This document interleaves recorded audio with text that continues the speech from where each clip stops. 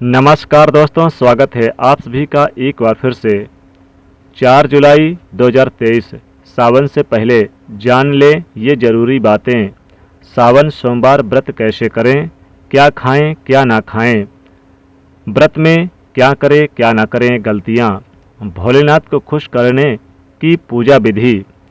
दोस्तों, साल 2023 में सावन का महीना कब है, इसमें कितने सोमवार पड़ेंगे, सावन की समाप्ति कब होगी और रक्षाबंधन कब है, सावन में व्रत का पालन कैसे करें, व्रत में कौन सी चीज़ें नहीं खानी चाहिए, जान लें सब कुछ आज के इस वीडियो में। दोस्तों, सावन का महीना शिव भक्ति के लिए प्यार की सौगात लेकर आता है। यही वह महीना है जिसे हम प्यार का महीना कहते हैं। शिव भक्तों को बड़े जोर शोर से सावन के इस महीने का बड़ी बेसब्री से इंतजार करते हैं। सावन में भगवान शिव धरती पर आकर अपने हर भक्त के घर में वास करते हैं। सच्ची भक्ति करने पर धन धान्य से घर भर देते हैं। सावन का हर एक दिन बहुत ही शुभ माना जाता है। हर दिन पवित्र होता है। हर दिन भगवान शिव की पूजा की जाती है। लेकिन सोमवार की व्रत की बात ही कुछ और होती है। सावन के बारे में हर बात बताने से पहले आपसे रिक्वेस्ट करते हैं कि वीडियो को लाइक करिएगा, दोस्तों को शेयर कर दीजिएगा, और आपने अभी तक चैनल को सब्सक्राइब नहीं किया तो चैनल को सब्सक्राइब करके बेल आइकन जरूर दबाइएगा। चलिए पहले जानते हैं सावन के इस पवित्र महीने में कितने सोमवार पड़ेंगे और आपको कितने व्रत रखने हैं। दोस्तों, सावन का महीना इस साल 4 जुलाई दिन मंगलवार से शुरू हो रहा है। इसमें बहुत ही शुभ योग बन रहा है। ये दिन साक्षात मंगलकारी है। इस दिन आप भगवान शिव की पूजा अवश्य करें। 4 जुलाई से शुरू हो रहे इस सावन के महीने में इस बार शिव जी की अधिक कृपा बरसेगी, क्योंकि इस साल कुल 8 सावन सोमवार के व्रत हैं। 4 सावन सोमवार व्रत और 4 सावन अधिक मास व्रत इस बार मलमास और पुरुषोत्तम मास होने की वजह से 4 नहीं बल्कि 8 सावन सोमवार के व्रत किए जाएंगे। पहले सोमवार का व्रत 10 जुलाई को, दूसरे सोमवार का व्रत 17 जुलाई को, तीसरे सोमवार का व्रत 24 जुलाई को, चौथे सोमवार का व्रत 31 जुलाई को, पांचवा सोमवार व्रत 7 अगस्त, छठा व्रत 14 अगस्त, सातवें सोमवार व्रत को 21 अगस्त और 8वें सोमवार का व्रत 28 अगस्त को रखा जाएगा। ऐसे में इस बार सावन पूरे 2 महीने तक रहने वाला है, यानी पूरे 58 दिन न कम न ज़्यादा भगवान भोलेनाथ आपके घर में स्थायी रूप से वास करने वाले हैं। तो ऐसे में दिल खोलकर भगवान शिव की उपासना और भक्ति में लग जाइए। आपको बता दें कि ये शुभ संयोग पूरे 19 सालों के बाद पड़ा है। दरअसल इस बार 18 जुलाई से 16 अगस्त तक सावन अधिक मास रहने वाला है। दोस्तों, सावन का पहला सोमवार कब है? सावन के महीने का पहला सोमवार 10 जुलाई को पड़ेगा। इस दिन आप व्रत अवश्य रखें। भगवान भोलेनाथ आपकी सभी मनोकामनाएं अवश्य पूर्ण करेंगे। दोस्तों, सावन की समाप्ति होगी 31 अगस्त को और रक्षाबंधन का त्यौहार मनाया जाएगा 30 अगस्त दिन बुधवार के दिन। सावन की समाप्ति होने से एक दिन पहले रक्षाबंधन का पर्व मनाया जाएगा। दोस्तों, लेकिन क्या आप जानते हैं सावन के पवित्र महीने में 5 गलती नहीं करनी चाहिए। भगवान भोलेनाथ को 3 चीज़ें सोमवार के व्रत में नहीं चढ़ाना चाहिए। साथ ही 3 महिलाओं को सावन का व्रत कभी नहीं रखना चाहिए। घोर पाप लगता है, घर बर्बाद हो जाता है। आइए जानते हैं दोस्तों, सावन के महीने में व्रत विधि और शिवलिंग पूजा कैसे करें और क्या क्या गलतियां नहीं करनी चाहिए। दोस्तों, सोमवार व्रत विधि। सावन सोमवार के दिन जल्दी उठकर स्नान करें। इसके बाद भगवान शिव का जलाभिषेक करें। साथ ही माता पार्वती और नंदी को भी गंगा जल या दूध चढ़ाएं। और चाहे कुछ भी हो जाए, शिवलिंग पर तुलसी का पात्र यानी कि तुलसी पत्ता गलती से भी ना चढ़ाएं, नहीं तो हो जाएगा सब उल्टा। पंचामृत से रुद्राभिषेक करें और बेलपत्र अर्पित करें। शिवलिंग पर धतूरा, भांग, चंदन, चावल चढ़ाएं और सभी को तिलक लगाएं। प्रसाद के रूप में भगवान शिव को भी घी शक्कर का भोग लगाएं। धूप दीप से गणेश जी की आरती करें और आखिरी में भगवान शिव की आरती करें। और प्रसाद बांटें। दोस्तों, सावन में कौन कौन सी गलतियां करने से शिव नाराज होते हैं, आइए ये भी जान लेते हैं। दोस्तों, सावन के पवित्र महीने में सुबह जल्दी उठना चाहिए, नहीं तो शिव नाराज हो जाएंगे। सावन के महीने में हरी सब्जियां दूषित हो जाती है, इसलिए देखकर खाना चाहिए। उसमें कीड़े वगैरह हो सकते हैं जो आपके मुख में जाएंगे और आप बीमार पड़ सकते हैं। सावन में बैगन खाने से बचना चाहिए, भगवान शिव नाराज हो जाते हैं।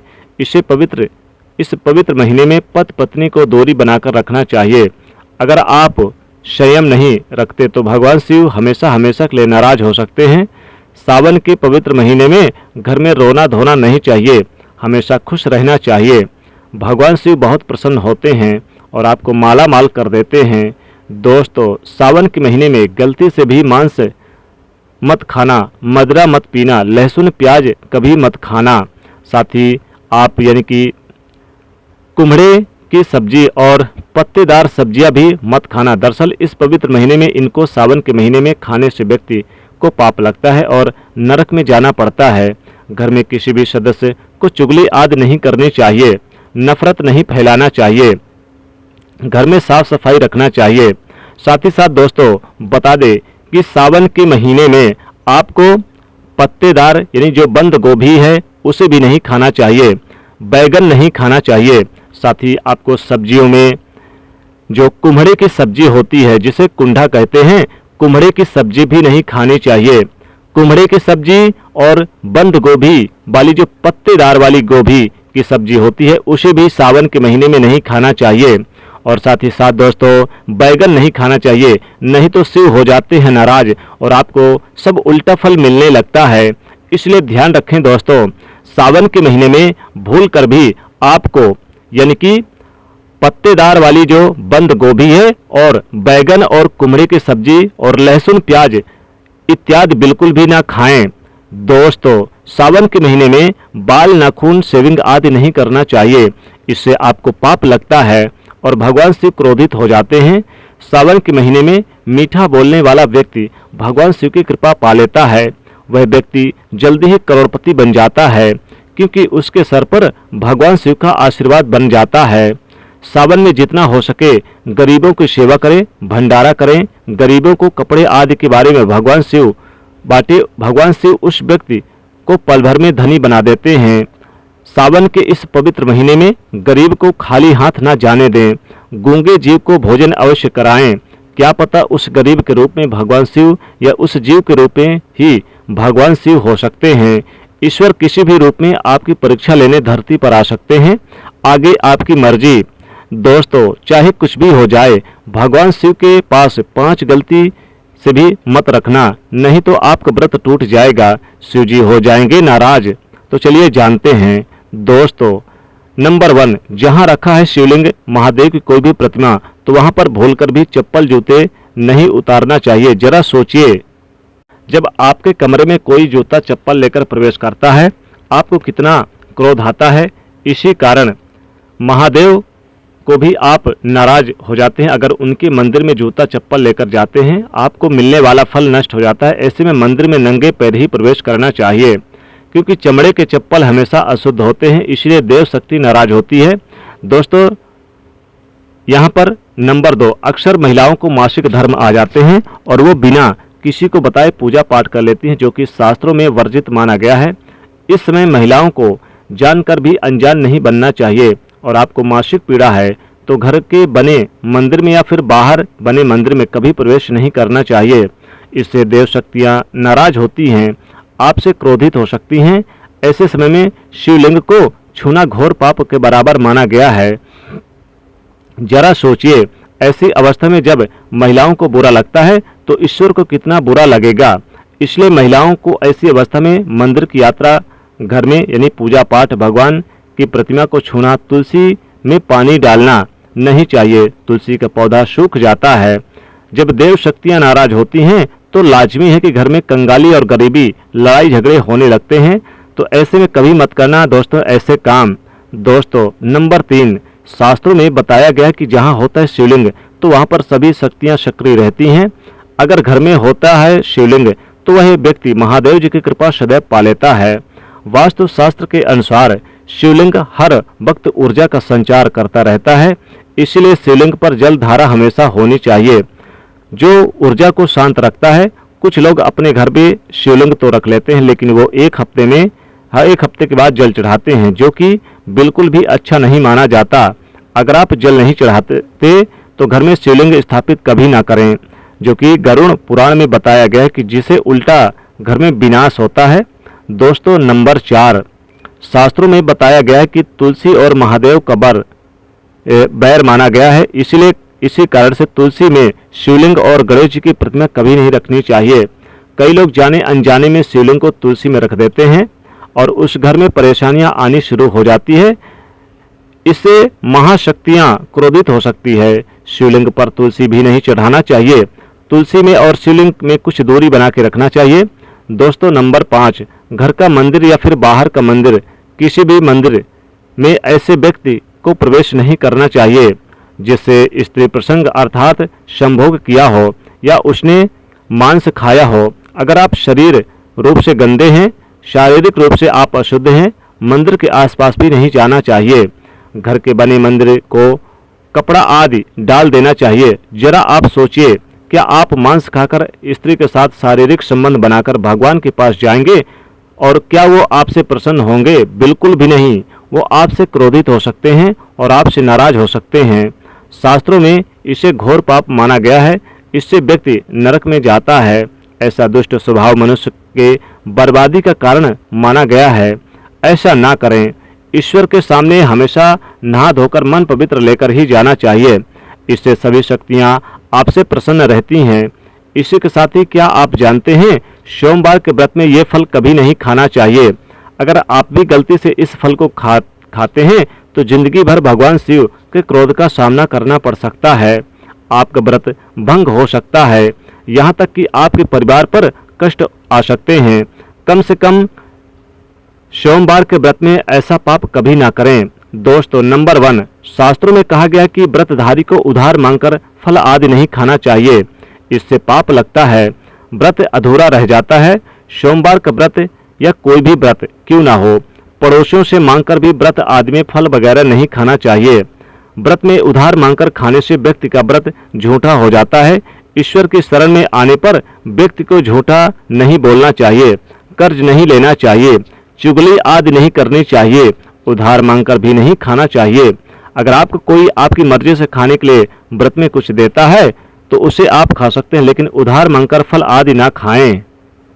इससे पाप लगता है और व्यक्ति की पवित्रता भंग हो जाती है। दोस्तों, नंबर 2, सोमवार का व्रत हो या फिर सावन का व्रत, आपको नाशपाती का फल नहीं खाना चाहिए। दरअसल इस फल का नाश यानी कि नाश करने वाला होता है, इसीलिए इस फल को व्रत में नहीं खाना चाहिए। व्रत आदि को छोड़कर किसी और दिन आप कभी भी खा सकते हैं, लेकिन अगर जिस दिन आपका व्रत हो उस दिन नाशपाती का सेवन नहीं करना चाहिए। भगवान को भी नाशपाती नहीं चढ़ाना चाहिए। दोस्तों, नंबर 3, कुट्टू या फिर सिंघाड़े का आटा खाने से भी आपको व्रत टूट सकता है। आपको बता दें कि लंबे समय से पुराने आटे में घुन आदि कीड़े वगैरह पड़ जाते हैं जो ठीक तरह से दिखाई भी नहीं देते। ऐसा आटा खाने पर दरअसल आप मांस का सेवन करते हैं और व्रत में कीड़े वगैरह पड़ जाते हैं, इसलिए भूलकर भी आप ताज़ा आटे का ही सेवन करें। लंबे समय से रखे आटे में कीड़े पड़ जाते हैं, ऐसा कभी ना करें। व्रत में हमेशा शुद्धता का ध्यान रखिएगा। दोस्तों, बता दें कि आपको सावन के महीने में आपको फलों में जैसे सेब खाना है, केले खा लीजिए, अमरूद वगैरह खा सकते हैं। साथ ही साथ आप चाहें तो आप लौकी की सब्जी खा सकते हैं और साथ ही दूध का सेवन कर सकते हैं। दूध की बनाकर खीर का सेवन कर सकते हैं। व्रत आदि करते हैं तो आप दूध का सेवन कर सकते हैं, इससे विशेष लाभ होगा। सावन के व्रत में आपको खाना है ये चीज़ें, जी हाँ दोस्तों, सावन के महीने में ये 3 चीज़ें खाना है आपको जरूरी। जैसे दूध का सेवन कर सकते हैं सावन के महीने में और साथ ही साथ साबूदाने की बनी खीर भी खा सकते हैं। साबूदाने की बनी खीर बहुत ही पवित्र मानी गई है, इसलिए इसका सेवन सावन के महीने में कर सकते हैं। दोस्तों, सावन के महीने में बेल का फल जरूर खा लीजिएगा। बेल का फल बहुत ही पवित्र और बहुत ही शुद्ध माना गया है। भगवान शिव इससे प्रसन्न हो जाते हैं और आपको वरदान देते हैं, इसलिए बेल का फल जरूर खा लीजिएगा। बेल का फल बहुत ही शुद्ध और पवित्र माना गया है। बेल के फल में भगवान शिव का आशीर्वाद बना रहता है, इसलिए सावन के महीने में बेल का फल जरूर खा लीजिए। साथ ही साथ आप खीर खा लीजिएगा और आप सावन के महीने में शुद्ध शाकाहारी भोजन ही इस्तेमाल करिएगा, ये बहुत ही शुभ माना जाता है। सावन के महीने में पक्का भोजन ही जरूर करिएगा और ब्राह्मणों को जरूर खिलाइएगा। अब आप यह जान लें कि बेलपत्र का उपयोग और इसके लाभ कैसे मिलते हैं। नंबर 1, तीनों लोकों में जितने तीर्थ स्थल प्रसिद्ध है वो सभी तीर्थ स्थल बेलपत्र की मूल भाग में स्थित हैं। माने जाते हैं कि इस बात को शायद ही कोई जानता है। नंबर 1, अगर बेल का वृक्ष घर के बीचों बीच या पूर्व दिशा में लगा है तो घर में धन धान की कमी कभी नहीं रहती और परिवार खुश रहता है। नंबर 3, जो व्यक्ति बेल वृक्ष में मूल भाग के गंध पुष्प आदि से पूजा अर्चना करता है उसे मृत्यु के पश्चात शिव लोक की प्राप्ति होती है। अब जानते हैं बेलपत्र से जुड़ी और कुछ खास बातें। दोस्तों, चतुर्थी, अष्टमी, नवमी, चतुर्दशी और अमावस्या इन तिथियों को, साथ ही संक्रांति के समय और सोमवार को बेलपत्र नहीं तोड़ना चाहिए। पूजा से एक दिन पहले ही बेलपत्र तोड़कर रख लें। दोस्तों, बेलपत्र कभी अशुद्ध नहीं होता। अगर आपको पूजा के लिए नया बेलपत्र नहीं मिल रहा तो किसी दूसरे के चढ़ाए हुए बेलपत्र को स्वच्छ जल से धोकर भगवान शिव को अर्पित कर सकते हैं। बेलपत्र में कम से कम 3 पत्तियां होनी चाहिए। कटी फटी पत्तियों का बेलपत्र में शिव को गलती से भी नहीं अर्पित करनी चाहिए। कटी फटी पत्तियां बिल्कुल भी अर्पित ना करें, शिव का अपमान माना जाता है। और बेलपत्र का भी, इसलिए बेलपत्र की पत्तियां एकदम साफ होनी चाहिए। दोस्तों, सावन के इस पवित्र महीने में जिस व्यक्ति को ये मिल जाए संकेत, तो इससे पता चलता है कि महादेव आप को संकेत से, यानी इस संकेत के मिलने से बहुत ही प्रसन्न और आपको धनी बनाने वाले हैं। आपको धनी बनने से कोई नहीं रोक सकता। तो चलिए जानते हैं। नंबर 1, बैल का दरवाजे पर आना। दोस्तों, नंदी भगवान भोलेनाथ के वाहन है। नंदी को भगवान शिव का द्वारपाल भी कहा गया है। नंदी महाराज को बुद्धि और ज्ञान का प्रतीक माना गया है। शिव की मंदिर के बाहर हमेशा नंदी महाराज विराजित रहते हैं। लेकिन अगर सावन के इस पवित्र महीने में अचानक से नंदी महाराज आपके दरवाजे पर आ जाएं, घर की चौखट में सींग मारने लगें, तब समझ जाइए कि महादेव शिव जी आपके घर में आने वाले हैं। ये उनके आने का एक शुभ संकेत है। भगवान शिव आपकी भक्ति से बहुत ही प्रसन्न हैं। आपके घर में खुशियां आने वाली है। आपको धनी होने से अब कोई नहीं रोक सकता। लेकिन याद रहे, नंदी महाराज को तिलक लगाकर मीठा भोग जरूर खिलाएं।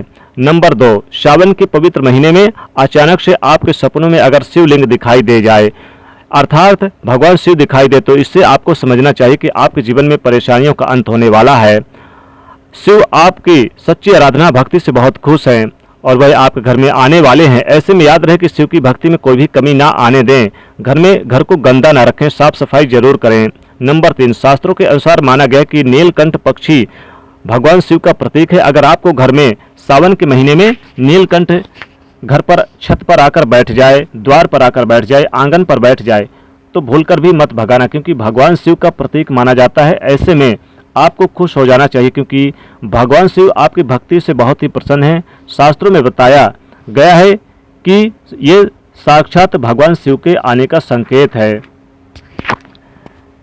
दोस्तों, सावन के महीने में जरूर आप यानी कि दूध का सेवन कर लें और साथ ही साथ यानी बेल का फल का सेवन कर लें। केला, सेव, लाल वाला अंगूर, इन चीज़ों का सेवन कर लें।